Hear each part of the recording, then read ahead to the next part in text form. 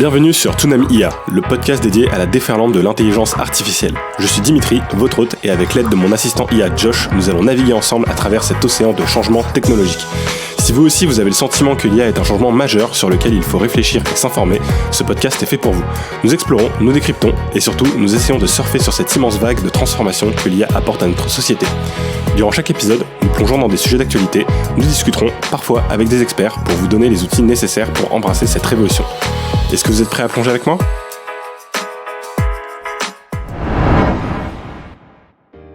Bienvenue sur cet épisode numéro 16 de Toonami IA et j'espère que vous êtes en forme cette semaine et que le sujet de la semaine précédente ne vous a pas trop déprimé. C'était un sujet je pense assez intéressant à parcourir puisque c'est quelque chose qu'on va voir de plus en plus apparaître, le sujet des deadbots.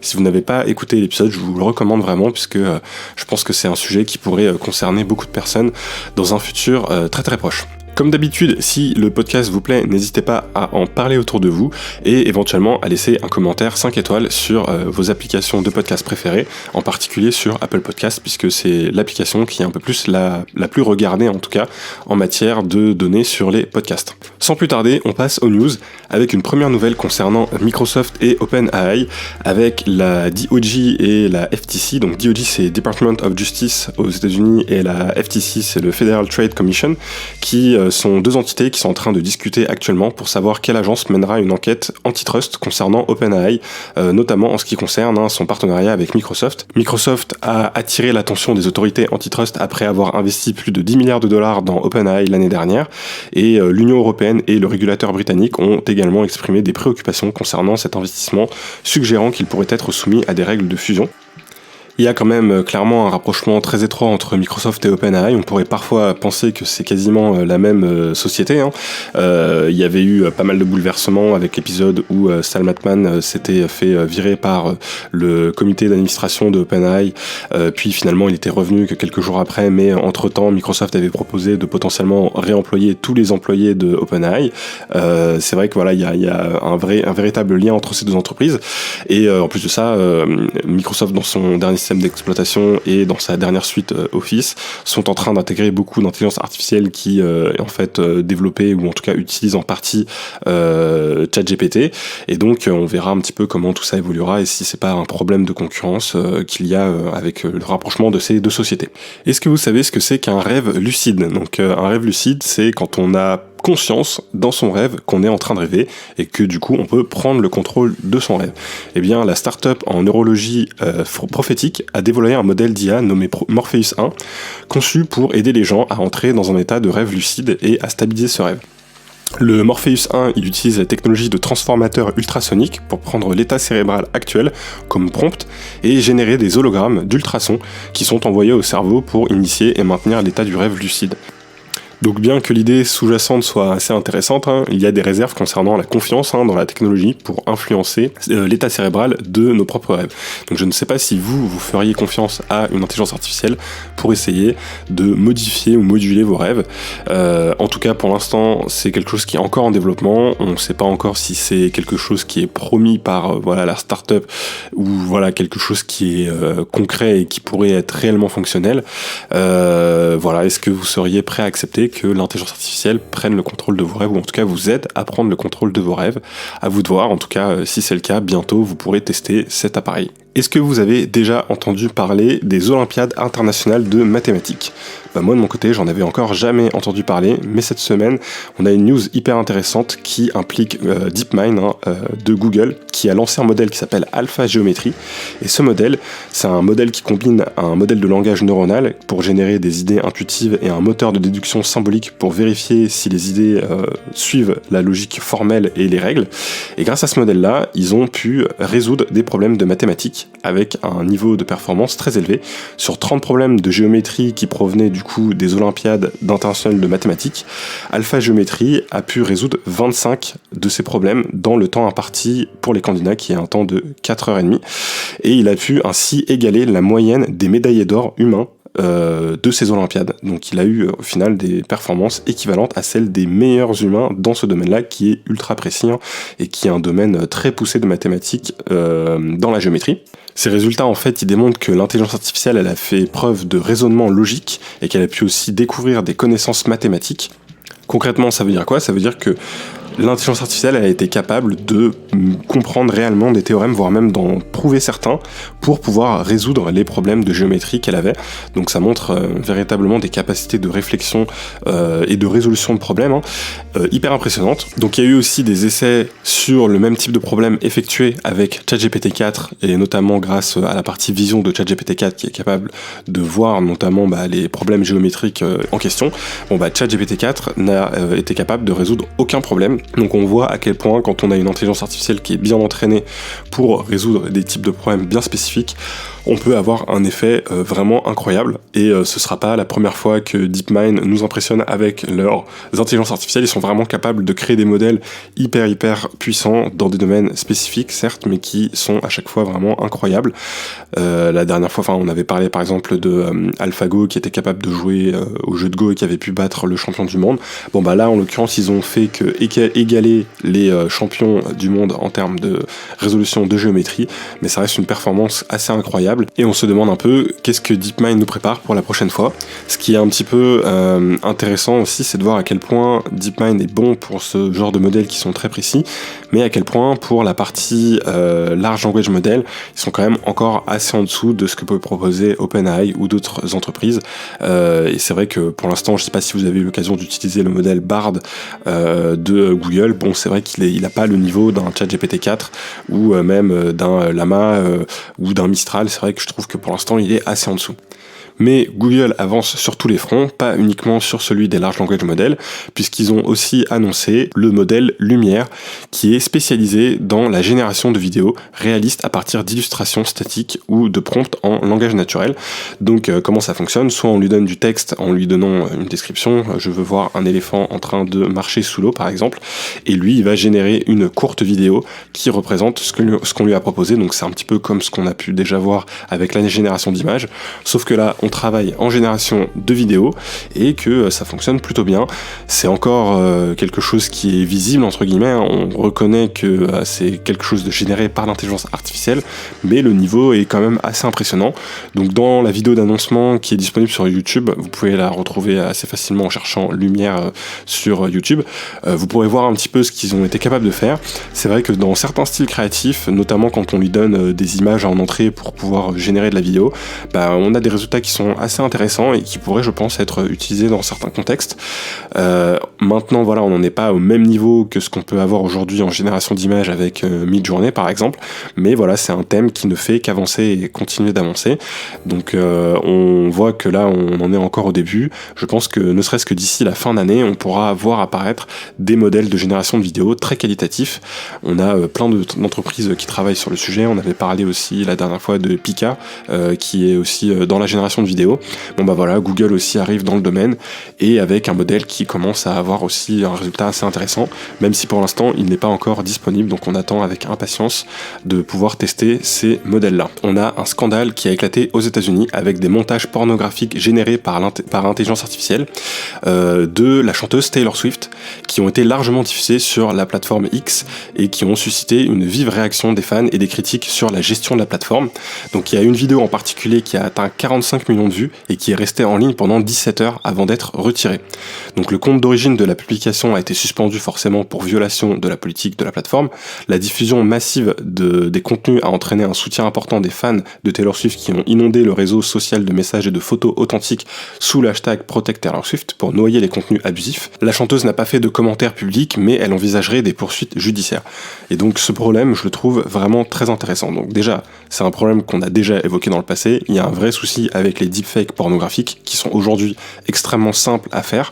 Les outils sont de plus en plus faciles d'accès, ils sont de plus en plus faciles à utiliser aussi, et donc forcément on a un problème avec ce genre de montage pornographique qui se diffuse de plus en plus. Et en plus de ça, là il y a un autre problème derrière, c'est qu'on a des plateformes telles que X qui n'ont pas une bonne gestion de justement la suppression de ce genre de données et d'informations.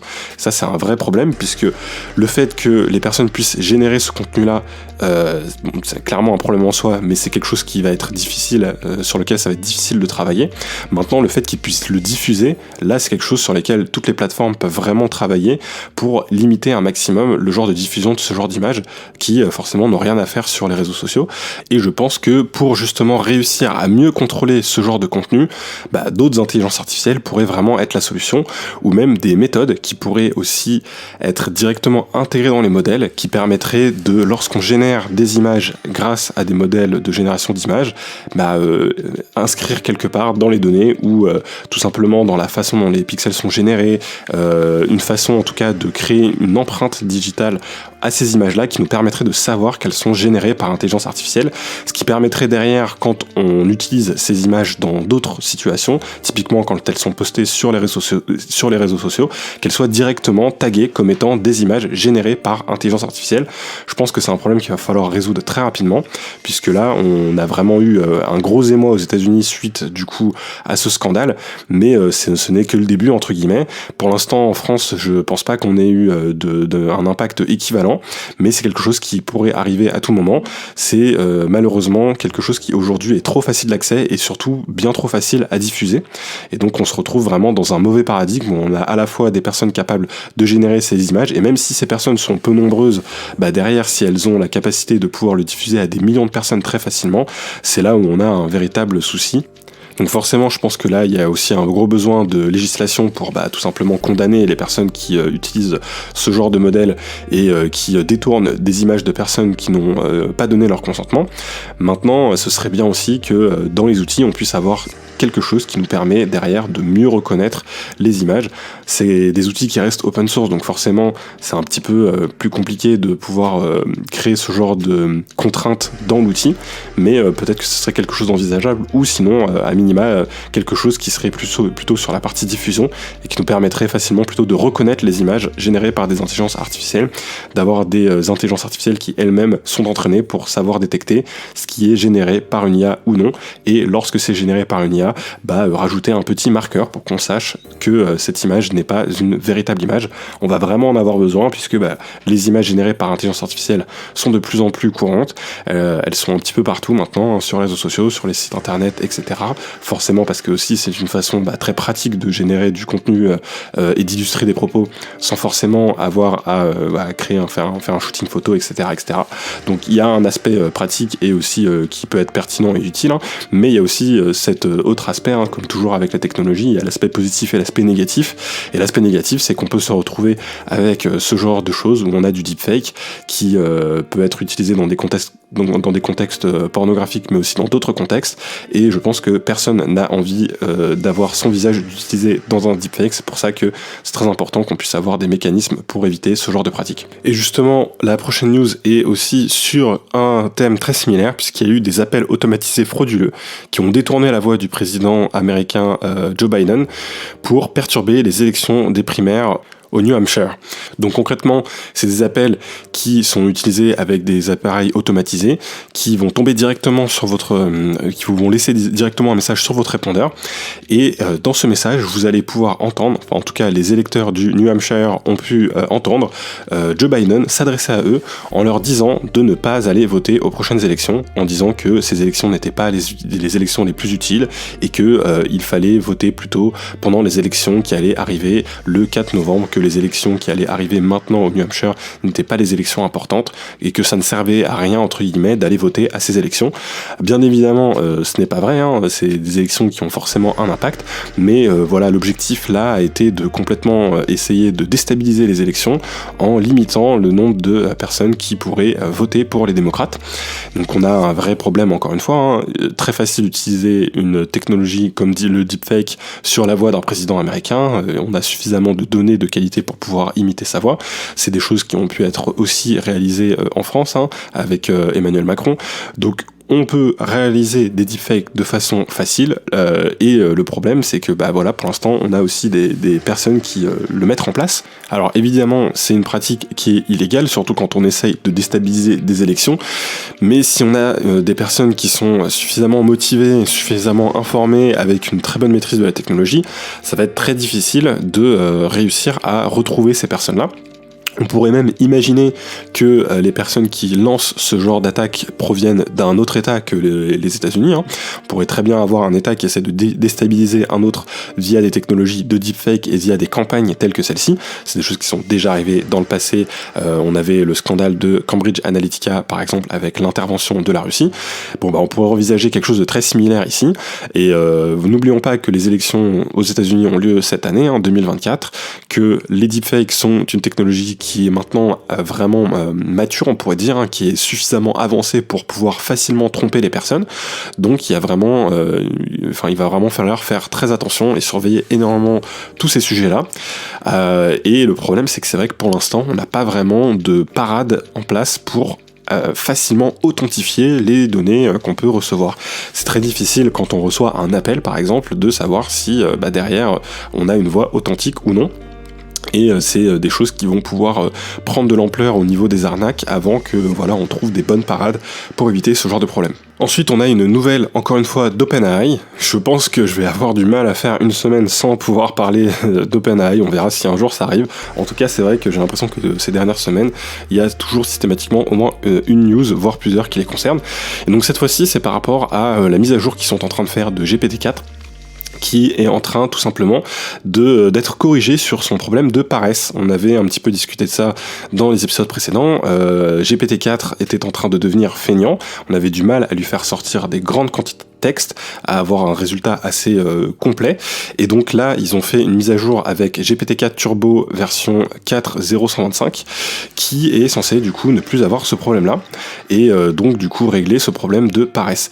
Alors je sais pas si cette mise à jour elle est juste accessible via l'API de OpenAI, puisque quand on utilise ChatGPT via le système d'API, on peut directement choisir quelle version on veut utiliser et donc du coup on a probablement la possibilité de choisir cette nouvelle version. Je sais pas quelle version tourne actuellement sur le ChatGPT classique standard auquel tout le monde a accès, mais je pense que la mise à jour a déjà dû être appliquée. En tout cas, moi j'ai déjà remarqué que j'arrivais à ressortir des textes de nouveau un peu plus longs avec ChatGPT. Je les trouve pas encore aussi longs que ce qu'on pouvait avoir avant, mais là j'ai l'impression qu'il y a déjà un premier progrès et qu'on arrive à avoir des textes un petit peu plus longs et conséquents et qu'on est un petit peu en train d'avancer sur ce problème de paresse. Bon, ils en ont aussi profité pour faire une mise à jour de la version de GPT 3.5 Turbo, en apportant quelques correctifs et surtout en réduisant aussi le tarif de GPT 3.5 Turbo de l'API. Et ça, c'est quand même intéressant parce que l'API, concrètement, qu'est-ce que ça permet ? Ça permet à d'autres programmes de communiquer directement avec ChatGPT. Et donc, il y a beaucoup de sites internet, beaucoup de solutions, d'applications, etc., qui en fait derrière utilisent le modèle GPT 3.5 Turbo, puisqu'il a un tarif plus intéressant que celui de GPT-4. Et donc c'est aussi ce qui permet derrière d'avoir beaucoup de nouvelles applications qui sont en train d'apparaître et qui utilisent l'intelligence artificielle. En fait, beaucoup de ces applications-là utilisent derrière les API pour se connecter avec GPT 3.5 Turbo pour pouvoir avoir justement les retours directement qui proviennent de OpenAI. Ensuite, on a les héritiers de George Carlin qui portent plainte contre un podcast de comédie pour l'utilisation du nom du comédien. Donc George Carlin, c'est un comique américain, humoriste, et en fait, dans un podcast de comédie qui s'appelle Due Daisy, sa voix a été utilisée pour créer un épisode spécial justement qui utilise notamment son nom avec le nom du sketch qui s'appelle George Carlin I'm Glad I'm Dead, qui serait du coup un sketch qui aurait été généré en utilisant des informations des spectacles précédents de l'humoriste et qui aurait du coup été entièrement généré par une intelligence artificielle, même si on n'en a pas vraiment la preuve et on ne sait pas exactement comment la production a produit cet épisode. En plus d'avoir utilisé le nom de l'acteur, ils ont en fait simulé via encore une fois une technologie de deepfake sa voix et en fait ils ont utilisé tout simplement, j'imagine, toutes les données qu'ils pouvaient avoir des anciens spectacles et notamment d'enregistrement de la voix de George Carlin, et à partir de ça ils ont généré entièrement un spectacle d'1 heure qui réutilise du coup sa voix. À voir si le spectacle il a été écrit par intelligence artificielle ou s'il a été écrit par d'autres comédiens. On pourrait envisager les deux scénarios, on n'a pas les détails exactement de comment tout ça a été produit, mais voilà, on a un vrai problème puisqu'on se retrouve avec l'utilisation de l'image et du nom de quelqu'un qui est décédé pour générer du nouveau contenu avec de l'intelligence artificielle, et ce sans les droits des héritiers. Et encore une fois, c'est un souci qu'on avait déjà un petit peu commencé à mettre en avant dans dans les épisodes précédents. Maintenant, avec l'intelligence artificielle, si on a suffisamment de données sur une personne, et donc généralement quelqu'un qui est, un comédien par exemple, quelqu'un qui a une personne pour laquelle on va avoir des discours avec par exemple une voix qui est très bien enregistrée, une personne où on va avoir des images de très bonne qualité en très grande quantité, qui sont en plus des images qui sont disponibles de tous. Si on peut tout simplement obtenir un enregistrement des précédents spectacles ou acheter les DVD ou autres, ces données-là on peut les récupérer. Le problème c'est que derrière on peut générer des deepfakes similaires à ceux qui a été fait, et voilà, là on a un vrai problème éthique, premièrement, forcément ceux qui ont généré ce contenu-là vont essayer de se défendre en disant que c'est sur une base humoristique et essayer de jouer sur la liberté d'expression, mais on a quand même un véritable problème, puisqu'on se retrouve avec l'utilisation du nom d'une personne qui n'a pas donné son consenti de son vivant, et en plus avec des héritiers qui sont aussi qui ne sont pas d'accord aussi avec ces utilisations. Donc voilà, encore une fois un problème que l'IA est en train de nous apporter et qu'il faudra résoudre, et il faudra trouver des façons de pouvoir gérer ce genre de situation. Pour l'instant le contenu est encore trouvable sur YouTube, donc je sais pas comment tout ça va évoluer. Encore une fois, c'est des sujets pour l'instant qui touchent beaucoup les États-Unis, qui sont, je pense, un petit peu en avance sur ces usages de l'intelligence artificielle par rapport à ce qu'on peut avoir en Europe. Mais imaginez si demain on a un nouveau spectacle de Coluche qui apparaît sur YouTube, entièrement généré par intelligence artificielle. Quelle réaction on pourrait avoir forcément face à ce genre d'utilisation? C'est quelque chose, je pense, auquel on va tous être confrontés très prochainement, avec des artistes qui potentiellement ont eu un impact important dans nos vies, qui nous tiennent à cœur. Est-ce qu'on a envie de les voir réutilisés via des intelligences artificielles? Peut-être que certaines personnes trouveront que ça peut être une façon de prolonger un petit peu l'esprit que l'artiste aurait pu laisser. Peut-être que d'autres en revanche trouveront que c'est une utilisation complètement détournée qu'il faudrait absolument éviter. On a des vraies questions éthiques en tout cas à se poser sur ce genre de sujet qui vont devenir de plus en plus communs. La prochaine nouvelle parle de jeux vidéo et parle notamment des trolls et des comportements toxiques dans le jeu vidéo. L'entreprise Activision, qui est l'éditeur du jeu Call of Duty, a mis en place une intelligence artificielle qui s'appelle ToxMod pour lutter contre les comportements toxiques et améliorer l'expérience de jeu pour les joueurs. Donc l'idée, c'est que l'intelligence artificielle est capable d'identifier les commentaires insultants sur 14 langues différentes, et l'outil il a été mis en bêta dès l'automne 2023 pour ensuite être déployé à grande échelle. Depuis l'activation de ToxMod, 2 millions de comptes de trolls ont été identifiés et sanctionnés, et Activision a observé une baisse de 8% des récidives sur ce genre de comportement et une réduction de 50% des cas graves depuis novembre 2023. Donc les mesures prises contre les comptes fautifs incluent des désactivations de la communication vocale et textuelle et des restrictions d'accès à d'autres fonctionnalités sociales du jeu. Avec ToxMod, Activision franchit une étape importante dans la lutte contre le harcèlement en ligne, promouvant un environnement de jeu plus sûr et respectueux pour tous les joueurs de son jeu vidéo Call of Duty. Donc voilà, je trouve ça intéressant de voir aussi que maintenant les entreprises sont en train d'utiliser l'intelligence artificielle pour aussi lutter contre des comportements qu'on pourrait avoir qui sont complètement toxiques. Et voilà, c'est intéressant de voir que c'est des choses qui a priori sont en train de bien fonctionner. On a hâte de voir ce genre d'usage de l'intelligence artificielle mis en place pour aussi lutter contre les autres usages négatifs qu'on va avoir de l'intelligence artificielle, comme les deepfakes. Et je pense que j'en ai déjà parlé dans des épisodes précédents. Souvent, on va se retrouver à avoir une confrontation entre deux types d'intelligence artificielle. Les intelligences artificielles qui seront utilisées d'un côté à mauvais escient pour générer du contenu, comme par exemple celui des deepfakes, qui vont essayer de générer du contenu de plus en plus réaliste, et à côté, les intelligences artificielles qui, elles, seront entraînées pour reconnaître ce genre de deepfake, qui, vont pouvoir être de plus en plus puissantes aussi. Ce que j'espère, c'est que ce sera la partie, lutte qui pourra remporter un peu ce combat, ce qui n'est pas du tout impossible, puisque les intelligences artificielles qui vont pouvoir lutter contre ce genre de problème pourront être des modèles un peu plus gros, qui auront été entraînés sur des gros volumes de données, qui pourraient tourner sur des grosses infrastructures, ce qui ne serait pas à la portée de monsieur tout le monde entre guillemets, et ce qui pourrait permettre de garder la génération d'images de deepfake impossible à détecter par d'autres intelligences artificielles, très difficile, ce qui je pense permettrait d'assainir un petit peu tout le contenu qu'on peut avoir sur internet. Ensuite, on a Publicis, qui est le géant français de la publicité, qui s'engage à investir 300 millions d'euros sur 3 ans dans l'intelligence artificielle pour renforcer ses capacités et ses services. Pour 2024, l'investissement prévu est de 100 millions d'euros, répartis entre la formation et le recrutement d'équipes et l'achat de licences de logiciels informatiques et d'infrastructures cloud. Donc ça fait assez sens, hein. Forcément une entreprise comme Publicis qui est orientée sur la publicité a énormément de données et le cœur de son métier c'est un petit peu aussi la gestion de données et la façon dont ils peuvent générer de la publicité la plus pertinente possible pour leurs clients, et donc ça ne m'étonne pas qu'ils mettent en place des grands moyens sur l'intelligence artificielle. Donc ce qu'il faut retenir de tout ça, c'est qu'il ne faut pas oublier qu'il va y avoir de nombreuses entreprises qui vont aussi s'emparer de l'intelligence artificielle pour améliorer leur campagne de marketing, leur publicité, et qu'on va aussi voir entre guillemets apparaître des campagnes et de l'utilisation de l'IA à ces niveaux-là. Et voilà, je sais pas si notre cerveau humain qui est limité et avec énormément de biais va réussir à un petit peu lutter contre toutes ces futures campagnes publicitaires qu'on pourrait voir apparaître qui seraient boostées avec l'intelligence artificielle. On verra un petit peu, on voit déjà les dégâts que peuvent faire des algorithmes qui sont hyper efficaces comme celui de TikTok qui permettent vraiment de maximiser le temps que les personnes passent sur les réseaux sociaux en jouant sur la dopamine. On verra si avec ce genre de gros investissements dans la publicité, on voit aussi ce genre de détournement et de pratiques. J'espère aussi que c'est des usages qui resteront éthiques et qui pourront aussi être encadrés. Dans tous les cas, je pense que c'est intéressant de savoir un petit peu comment tout ça fonctionne en arrière-plan pour se rendre un petit peu plus compte de comment les sociétés peuvent utiliser l'intelligence artificielle pour du marketing, comment la publicité qu'on va avoir va être impactée par ces intelligences artificielles. Plus on en saura et mieux on comprendra comment ça fonctionne, plus on pourra aussi limiter les biais que ces intelligences artificielles peuvent essayer d'utiliser sur nous.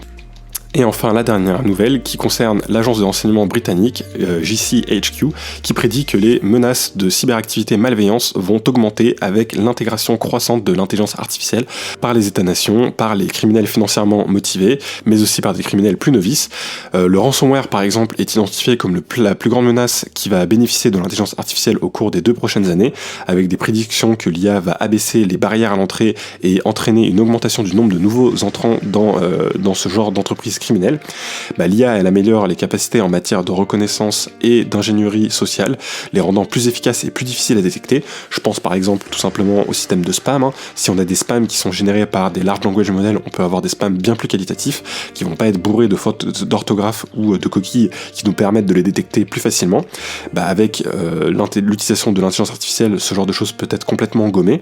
L'IA, elle va permettre aussi des attaques qui vont être plus impactantes en permettant à des acteurs d'analyser les données qu'ils ont réussi à exfiltrer plus rapidement grâce à des outils d'intelligence artificielle. L'intelligence artificielle peut être aussi utilisée pour identifier des vulnérabilités dans des systèmes et ainsi pouvoir avoir un meilleur balayage de plusieurs systèmes et détecter potentiellement des failles de sécurité. Donc c'est vrai que, encore une fois, il y a l'usage positif et négatif de la technologie, et c'est vrai que l'intelligence artificielle peut vraiment donner une très grande force de frappe aux cybercriminels. Donc il va falloir vraiment se méfier des attaques qu'on connaissait déjà, qui vont pouvoir vraiment être renforcées. On a une attaque typique qui est assez connue, qui s'appelle l'arnaque au président par exemple, où l'objectif est d'essayer, en utilisant en fait de l'ingénierie sociale, d'identifier une personne dans l'entreprise qui est capable de faire un gros virement, et en lui téléphonant, en se faisant passer pour soit le PDG de la boîte, soit une personne assez importante dans l'entreprise, lui demandant de faire un virement sur un compte qui est en fait le compte des criminels. Ce type d'arnaque-là, si on les imagine avec la mise en place de deepfake, donc avec une imitation complète de la voix de la personne, avec une imitation potentielle aussi de son visage, via un call typiquement sur une application comme Microsoft Teams qui permet de faire des calls en visio, si on a le président de la société qui nous appelle avec la bonne voix et le bon visage, qui tout ça généré via un deepfake avec en plus les bonnes informations, et le président qui nous demande de faire un virement sur une entreprise, ça va être très très très difficile de se protéger de ce genre d'attaques qui sont des attaques encore quand même compliquées à monter, mais pour des criminels qui sont motivés et pour des montants qui sont très élevés, parce que généralement l'arnaque au président, on parle de montants en millions d'euros, c'est des choses qui sont totalement envisageables. Donc il va y avoir vraiment une veille, je pense, à faire là-dessus sur l'évolution que ce genre d'attaque peut prendre, et voilà, entre guillemets, méfiez-vous de ce que vous pouvez voir maintenant ou entendre ou lire sur internet, puisque de nombreux nombreuses choses peuvent être maintenant générées avec l'intelligence artificielle, et s'il y a des choses qui vous paraissent suspectes, gardez un bon sens critique, puisque voilà, les attaques et les arnaques vont proliférer grâce aussi à l'intelligence artificielle. C'est aussi le mauvais côté qu'on a avec cet outil. C'est à la fois une révolution incroyable qui nous permet de faire des choses fantastiques, mais c'est aussi à double tranchant, puisque ça peut être utilisé à mauvais escient dans ce genre de pratiques. Faut imaginer ça un petit peu comme Internet ou l'informatique. Internet, il y a des choses très positives qu'on peut en tirer, mais il y a aussi des choses négatives qu'on peut en tirer, et l'objectif c'est que les choses positives outrepassent les choses négatives, qu'on arrive à contrôler au mieux l'aspect négatif, le réguler et avoir un contrôle dessus, tout en ayant la possibilité d'avoir l'aspect positif et de pouvoir générer des choses positives pour toute l'humanité grâce à ces outils. Et donc on termine avec la partie news de cette semaine, et on va passer à la partie utilisation de l'IA de la semaine. Alors cette semaine, pour la partie utilisation de l'intelligence artificielle de la semaine, j'ai voulu utiliser le modèle iGen, qui est justement un modèle entre guillemets qu'on pourrait appeler un modèle de deepfake. Qu'est-ce qu'il permet de faire, ce modèle? Il permet de scanner en fait son visage, de donner des images et de scanner donc sa voix et son visage pour générer ensuite des contenus vidéo qui réutilisent notre propre visage, mais qui sont eux générés par une intelligence artificielle. On peut utiliser aussi des avatars que l'entreprise nous propose, qui sont des personnes qui ont un visage tout à fait humain, des expressions tout à fait humaines, mais qui du coup sont entièrement générées par intelligence artificielle. C'est notamment avec cette technologie qu'on avait pu voir l'entreprise qui essaie de lancer une chaîne télé en utilisant l'intelligence artificielle. Ils utilisaient ce genre de techniques qui permettent de générer des personnes qui ont l'air très humaines, qui ont une voix qui paraît aussi également très humaine. Même si la partie génération de voix sur iGen est pas ultra performante, on peut tout à fait l'interconnecter avec Eleven Labs, qui elle est une entreprise dans la génération de voix qui arrive à des résultats très performants. C'est d'ailleurs ce que j'utilise pour générer la voix de Josh. On a un résultat qui peut être assez bluffant, que je vais vous faire écouter tout de suite avec les petits essais que j'ai pu faire. Bonjour, je m'appelle Dimitri et je vous présente le podcast Tsunamia. C'est un podcast qui parle d'intelligence artificielle. Dans l'épisode 16 du podcast, on parle des deepfakes qui sont en train d'envahir les réseaux sociaux, mais aussi nos répondeurs téléphoniques dans le but de nous tromper. Si ce sujet vous intéresse, n'hésitez pas à écouter l'épisode complet sur votre application de podcast préférée. Donc voilà, je sais pas ce que vous en pensez. Moi, je trouve que le résultat est hyper impressionnant. En tout cas, je vais commencer à publier des stories en utilisant ce petit outil, des stories et des réels. Donc, n'hésitez pas à aller faire un petit tour sur le compte Instagram tsunami-ia, où je vais poster justement du contenu en utilisant cette technologie que je trouve assez intéressante sur la partie génération de contenu. Donc, vous me direz si vous trouvez que le résultat est plutôt pertinent ou pas. Et je vous laisse suivre le compte Instagram pour voir un petit peu tout ce que je vais pouvoir générer grâce à cet outil. Salut Josh, donc aujourd'hui dans la partie news on a parlé beaucoup de deepfake. On a parlé par exemple de deepfake vocaux où on avait la voix du président américain Joe Biden qui était imitée pour inciter des électeurs à ne pas aller voter. On a aussi parlé du problème qu'on a sur les deepfakes pornographiques avec notamment la chanteuse Taylor Swift qui a été victime de deepfakes pornographiques sur la plateforme de réseaux sociaux X, et on a parlé de manière générale à la facilité que on pouvait avoir aujourd'hui de créer des deepfakes, avec aussi un comédien américain qui a été entièrement imité, en tout cas sur la durée d'1 heure pour la génération d'un podcast / on va dire spectacle qui a été généré grâce à sa voix. Est-ce que tu pourrais me dire comment on pourrait trouver des méthodes pour lutter contre ces deepfakes ? La prolifération des deepfakes, comme dans les exemples que tu as mentionnés, soulève des inquiétudes légitimes quant à l'intégrité de l'information et à la protection de la vie privée. Lutter contre cette tendance nécessite une approche multifacette qui inclut la technologie, l'éducation et la législation. Voici quelques méthodes qui pourraient être efficaces. Détection par l'intelligence artificielle, technique de reconnaissance faciale. Des algorithmes peuvent analyser les vidéos pour détecter des anomalies subtiles qui ne sont généralement pas perceptibles par l'œil humain. Analyse des motifs vocaux. De manière similaire au visage, les caractéristiques uniques des voix peuvent être analysées pour détecter les faux. Sensibilisation et éducation séances de formation. Informer le public sur la nature et les caractéristiques des deepfakes pour qu'ils soient mieux équipés pour les reconnaître. Campagnes de sensibilisation. Utiliser les médias pour éduquer les masses sur les dangers potentiels des deepfakes. Vérification par les plateformes de médias sociaux modération de contenu. Les plateformes comme Facebook, Twitter et Instagram peuvent intégrer des outils de détection des deepfakes pour filtrer ou marquer le contenu douteux. Politique de plateforme. Renforcer les règlements contre la diffusion de deepfakes malveillants. Collaboration internationale, partage de technologies. Les pays et les entreprises peuvent collaborer pour améliorer les technologies de détection et de prévention. Normes juridiques. Établir des normes et des lois internationales pour réglementer la création et la distribution de deepfakes. Authentification et provenance des médias watermarking numérique. Intégrer des filigranes invisibles pour vérifier l'authenticité du contenu. Chaîne de blocs. Utiliser la technologie blockchain pour suivre et vérifier l'origine et l'intégrité des fichiers médias. Il est important de noter qu'aucune de ces méthodes n'est infaillible et que les créateurs de deepfakes continuent d'améliorer leurs techniques. C'est pourquoi une combinaison de C et S approche, soutenue par une législation solide et une coopération internationale, est nécessaire pour lutter efficacement contre les deepfakes. Ok, donc c'est super. Josh, il nous donne un peu une piste pour déjà regarder un petit peu ce qu'on pourrait faire pour lutter un petit peu contre ces deepfakes. Donc on va un peu les reprendre et on va essayer de les détailler. Le premier point que Josh nous propose, c'est la partie détection par intelligence artificielle.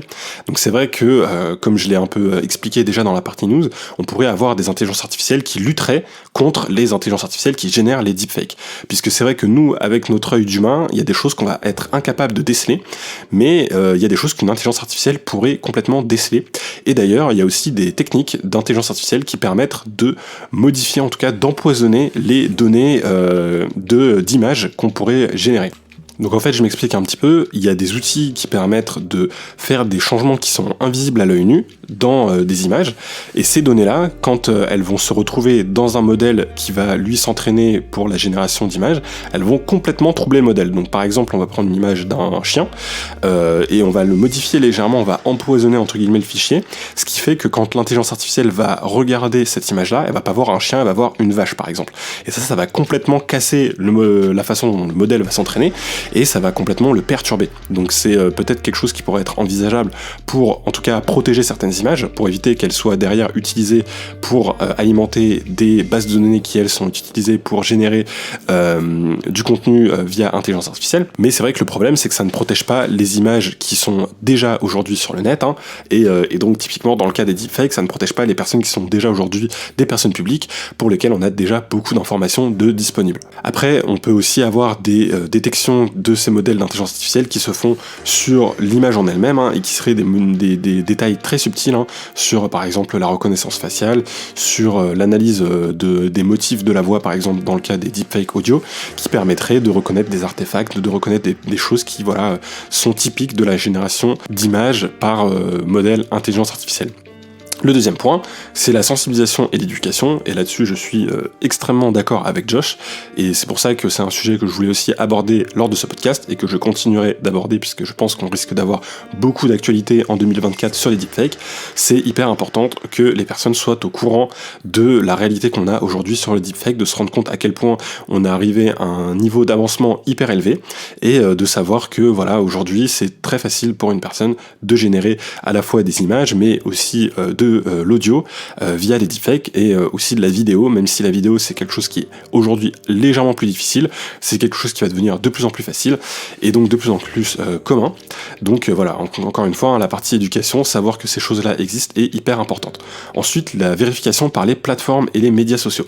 Je pense que ça aussi c'est primordial. On a vu avec le problème qu'il y a eu sur l'usage de deepfakes pornographiques pour Taylor Swift sur la plateforme X, c'est des contenus qui devraient être flagués beaucoup plus rapidement par les plateformes, et pour ça ce serait bien que les contenus générés par intelligence artificielle, on ait des façons de les reconnaître plus facilement, et qu'on puisse derrière premièrement tout de suite les identifier comme contenus générés par intelligence artificielle, et dans une deuxième étape vérifier si ces contenus respectent bien les règles de la plateforme, et typiquement dans le cas du deepfake, détecter que c'est un deepfake et donc supprimer ce contenu immédiatement, voire même empêcher tout simplement l'upload du contenu. Au moment où on va essayer de mettre l'image sur le réseau social, on passe par une petite moulinette IA qui va essayer de détecter si le contenu est généré par une IA ou pas. S'il est détecté, elle va automatiquement ajouter un petit un hashtag ou un petit filigrane ou un petit logo pour dire que c'est une image générée par une IA. Et en plus de ça, elle va aussi faire un petit passage sur la vérification de deepfake pour vérifier que c'est pas une image qui utilise un deepfake, avec peut-être une base de données qui serait une base de données des personnes un peu publiques, qui nous permettrait à minima de facilement détecter les deepfakes de personnes publiques. Malheureusement, ce sera peut-être plus compliqué à mettre en place pour des anonymes, mais voilà, ce serait déjà une première étape qui permettrait d'éviter la prolifération de ce genre de contenu. Ensuite, sur le quatrième point, Josh nous parlait de la collaboration internationale. C'est vrai que c'est toujours une bonne chose que les pays collaborent sur ce genre de choses, puisque l'IA n'a pas vraiment de frontières, hein, elle peut être utilisée dans n'importe quel pays, et des normes juridiques qu'il va falloir mettre en place pour légiférer sur ce genre de choses-là. Ce serait forcément un petit peu compliqué si la génération de deepfake est autorisée dans certains pays. Des personnes pourraient générer du deepfake et l'utiliser, et tout simplement mettre ça à disposition sur des sites internet qui sont disponibles à l'international. On aurait vraiment un souci, donc il faut que au niveau juridique on ait quelque chose qui puisse être uniforme à travers tous les pays, et que on ne puisse pas avoir des pays où la génération des deepfakes est autorisée et possible sans aucune conséquence, avec la possibilité de les diffuser dans d'autres pays via internet. Et enfin, le dernier point, l'authentification et la provenance via des médias. Donc on a cette idée de Josh que Josh nous propose de watermark numérique, qui serait d'intégrer des filigranes invisibles dans les images pour authentifier le contenu, même si en pratique c'est des choses qui peuvent être peut-être un peu difficiles à mettre en place. Le deuxième point que Josh nous met en avant, c'est l'utilisation de la blockchain, et ça on en a déjà parlé dans un autre épisode, et je pense qu'effectivement l'utilisation du chiffrement et notamment de la blockchain pour authentifier les images, c'est une très très bonne idée, et c'est quelque chose qui va vraiment très rapidement falloir mettre en place. Je sais pas s'il y a déjà des entreprises qui travaillent sur le sujet. En tout cas, si vous voulez une bonne idée de start-up, franchement, faire une blockchain, enfin une start-up sur la blockchain qui va permettre d'authentifier le contenu d'IA, je pense que c'est une super idée. Donc si vous voulez une idée de boîte, foncez sur cette idée. Je pense que c'est une super idée, parce qu'on va vraiment avoir besoin de savoir si le contenu est authentique ou pas. Et la blockchain va permettre de pouvoir tracer un fichier numérique de sa création à sa diffusion. Ça pourrait être quelque chose qui passerait directement via une application sur smartphone, par exemple, qui permettrait de prendre une photo avec le smartphone, de l'intégrer directement à la blockchain, et ainsi de s'assurer qu'au moment de la diffusion, l'image n'ait pas été modifiée, et avec un système qui serait décentralisé, qui permettrait de faire de la revue, d'avoir un niveau de confiance grâce à un système décentralisé, et donc du coup qui pourrait être accessible de tous, dans tous les pays, dans toutes les conditions. Donc ça permettrait aussi potentiellement à des journalistes qui luttent contre la censure de quand même produire du contenu et de prouver que ce contenu est authentique, parce que forcément des grandes institutions, pour elles ce sera peut-être un peu plus simple d'avoir des systèmes comme le chiffrement classique à mettre en place pour authentifier leur contenu, mais si on imagine un petit journaliste dans son coin qui fait partie de l'opposition dans un pays qui a du mal à respecter les droits de la presse, pour lui ce serait super qu'il puisse avoir une façon aussi de prouver que le contenu qu'il propose et qu'il génère est un contenu authentique, et que ce soit fait grâce à la blockchain. Ça pourrait être une feature aussi qui pourrait être intégrée directement aux réseaux sociaux, et que par exemple quand une personne lance un live, je sais pas moi, sur Instagram, que on ait en même temps un encodage dans la blockchain pour s'assurer que ce live n'ait pas été modifié et que le contenu est bien authentique. Je pense que c'est des choses sur lesquelles les entreprises avancent pas forcément assez vite pour l'instant, mais il faut peut-être que des scandales éclatent sur les deepfakes, un petit peu comme celui qu'on a eu avec Taylor Swift, et on ait une véritable sensibilisation du public qui se rende compte qu'il y a un véritable problème, pour que ça incite aussi les entreprises à mieux avancer sur ce sujet-là et à proposer des véritables solutions. Alors Josh, t'as parlé de sensibilisation, et c'est vrai que je suis d'accord avec toi, c'est hyper important que les personnes se rendent compte un petit peu que les deepfakes sont maintenant quelque chose qui peut être assez commun, mais moi j'ai vraiment peur d'un phénomène, c'est que à force de voir des fausses images et des vraies images et un mélange des deux, que les personnes se mettent un peu à douter de tout, et je ne sais pas un peu comment on pourrait lutter contre ce problème-là, et le fait que à force d'être surchargé d'images qui pourraient être fausses, qu'on se mette à remettre un petit peu tout en question et qu'on ne croive plus à rien. Est-ce que tu as une idée de quelques pistes qu'on pourrait envisager? La surcharge d'images potentiellement fausses et la propagation des deepfakes peuvent effectivement mener à ce que l'on appelle parfois la crise de la réalité, où les gens commencent à douter de tout ce qu'ils voient ou entendent. Voici quelques pistes pour lutter contre ce phénomène et rétablir la confiance dans les médias. Éducation aux médias et à l'information. Programmes scolaires. Intégrer des cours sur la littératie médiatique dès le plus jeune âge pour enseigner comment identifier les sources fiables et analyser le contenu de manière critique. Ateliers pour adultes. Offrir des formations continues pour aider les adultes à rester à jour avec les technologies et les méthodes de vérification de l'information. Transparence des sources labels de confiance. Des organismes indépendants pourraient certifier les sources d'informations fiables et les contenus vérifiés. Divulgation des modifications. Encourager ou exiger que les modifications numériques apportées aux images ou aux vidéos soient clairement indiquées. Utilisation de la technologie pour la vérification. Développement d'outils de vérification. Créer et rendre accessibles des outils qui permettent aux utilisateurs de vérifier l'authenticité d'une image ou d'une vidéo. Blockchain pour l'intégrité des médias. Utiliser la blockchain pour créer un enregistrement immuable de l'origine et des modifications d'un fichier média. Renforcement des politiques des plateformes normes de transparence. Exiger que les plateformes divulguent clairement comment elles gèrent les deepfakes et les informations fausses ou trompeuses. Contrôle communautaire. Impliquer davantage les utilisateurs dans le signalement et l'évaluation de la désinformation. Promouvoir le journalisme de qualité. Soutenir le journalisme d'investigation. Encourager et financer le journalisme qui s'engage à vérifier les faits et à fournir des analyses approfondies. * Partenariats Médias Écoles. Créer des collaborations entre médias et établissements éducatifs pour promouvoir l'éducation aux médias. En résumé, une combinaison d'éducation, de transparence, d'utilisation de la technologie, de politiques renforcées sur les plateformes et de soutien au journalisme de qualité peut contribuer à rétablir la confiance dans les médias et à combattre le sentiment de scepticisme généralisé. Cela demande un effort collectif de la part des éducateurs, des législateurs, des plateformes de médias sociaux, des créateurs de contenu et des citoyens eux-mêmes. Donc voilà, ça nous donne un petit peu des pistes que Josh nous propose, même si certaines c'était déjà celles que j'avais un petit peu évoquées, avec notamment par exemple la blockchain. Il y en a une que je trouve intéressante, c'est le contrôle communautaire. C'est vrai que ce serait intéressant que sur une plateforme comme X ou même Instagram, qu'on puisse avoir un retour de la communauté qui permette d'identifier un petit peu le contenu généré par intelligence artificielle. Parce que c'est vrai qu'aujourd'hui, c'est du contenu qu'on peut encore reconnaître. Donc s'il y a des personnes qui sont un peu plus entraînées, qui ont un peu plus l'œil averti pour détecter ce genre de choses, ils pourraient tout simplement noter, ajouter une petite note en fait au contenu en disant attention, ça c'est quand même quelque chose qui est généré par intelligence artificielle et ce n'est pas un contenu authentique. Donc ça permettrait de flaguer un petit peu ce genre de choses. En tout cas, je pense que 2024 va être une année clé concernant les deepfakes, notamment avec toutes les élections qui vont arriver sur la planète, en particulier celle des États-Unis. On va vraiment arriver à un niveau où on va avoir beaucoup de deepfakes de générer dans plein de cas d'usage. On a aussi celui de la cybersécurité qu'on a un petit peu évoqué dans les news. Donc je vous tiendrai un petit peu au courant de toutes les actualités que je pourrai trouver sur le sujet et des avancées qu'on aura aussi sur ce sujet en matière de lutte contre les deepfakes. Je pense que c'est vraiment important que tout le monde soit un petit peu en connaissance de toutes ces choses-là. Surtout qu'on pourrait, plus la technologie va être facile d'accès, plus on va pouvoir faire des attaques très ciblées.